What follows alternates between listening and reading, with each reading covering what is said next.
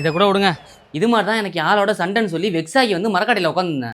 அதே மாதிரி வெக்ஸாகி ஒரு பொண்ணு வந்து உட்காந்துருக்கும் போல. எங்க 2 பேருக்கு நடுவில் ஒரு இடைவெளி இருந்துச்சு. அந்த இடைவெளியை அவன் வீடியோ எடுத்து காதலுக்குள் சில பிரிவுகள் வரலாம், ஆனால் காதல் பிரிந்து விடக்கூடாதுன்னு போட்டான் ப்ரோ. பாட்டை போட்டு என்ன பாட்டு போட்டான் தெரியுமா? நான் சொல்லவா? சொல்றேன், உங்க 2 பேருக்கு ஒரு இடையில இருக்க இடைவெளி இருக்கும். நீங்க இங்க இருப்பீங்க, நீங்க இருப்பீங்க. கரெக்டா? எப்படி தெரியும்? நானும் அந்த வீடியோ பார்த்தேன் ப்ரோ. அப்ப அது உங்களுக்கு பிரேக்கப் இல்லையா? பிரேக்கப் ஆச்சு. அதை பார்த்து நீ யாரோட சுத்திட்டு இருக்க அப்படி நீ யாரு என்ன பிரேக்கப் பண்ணிட்டா ப்ரோ? ஐயோ தான் ப்ரோ எல்லா குடியும் கெடுத்துக்கிட்டு இருக்காங்க ப்ரோ.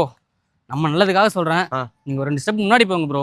இதையும் வீடியோ எடுத்து ஏதாவது கேப்ஷனை போட்டு பஞ்சாயத்தை கூட்டிட்டு போறோம். கரெக்ட் தான் ப்ரோ, போட்டாலும் போடுவான்.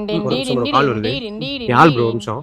ஹலோ, நான் இருக்கும்போது இன்னொரு பையன் கூட சுத்திட்டு இருந்திருக்க. யூ ஃபக்கிங் சீ. என்னடி சொல்ற இன்ஸ்டாகிராம் திறந்து வர்றா தெரியும் ப்ரோ? பண்ணிட்டாயே ப்ரோ. இன்ஸ்டாகிராம்ல ஏதோ வீடியோ எடுத்து போட்டுட்டோம்ல ப்ரோ நம்ம 2 பேரையும். பாருங்க. காதல் என்பது மொழி, இனம், மதம், பாலினம் இது எல்லாத்தையும் கடந்தது.